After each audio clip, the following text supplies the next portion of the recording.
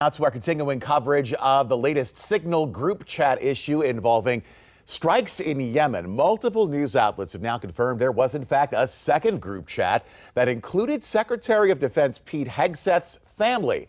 Scripps News Group's Nathaniel Reed is live with us in Washington with these new developments this morning. So break down what we know so far and what the White House is saying. Good morning, Nathaniel. Hey, good morning, Blaine. Well, the White House is standing behind Defense Secretary Pete Hegseth, despite the fact that the second group chat has been revealed. Again, multiple reports this morning that Pete Hegseth included his wife, former Fox News producer who does not work for the Department of Defense, in that group chat, which included some of that sensitive information about strikes on Houthi targets in Yemen. Again, a lot of questions this morning about Secretary Hegseth's leadership of the department. A number of former officials with the Department of Defense leaving over the past week, some writing op-eds or issuing statements about concerns that Pete Hegseth has become a distraction and concerns about his leadership of the Department of Defense. To be clear, though, the White House standing behind him, making clear that they view all of those statements from former DoD officials as disgruntled former employees. Take a listen. Pete's doing a great job. Everybody's happy with him. We have the highest recruitment numbers I think we've had in 28 years.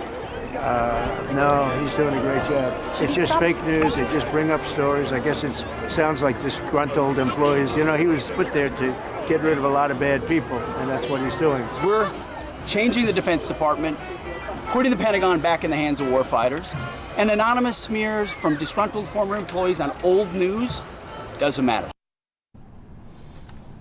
And Blaine, up to this point, only Democrats have called on Secretary Hegseth to resign. At this point, though, that has changed. Representative Don Bacon, the Republican from Nebraska, making clear he wants the Secretary of Defense to go as well. Again, Pete Hegseth was confirmed by the U.S. Senate, with no Democrats voting in favor in the early part of the Trump administration. Again, it'll be interesting to see if those calls on Secretary Hegseth to resign continue to grow among Republicans. Up to this point, really only been Democrats who've been opposed to his leadership at the Department of Defense. There were several Republicans to vote against his confirmation when he was confirmed. Ultimately, only Representative Bacon has spoken out up to this point.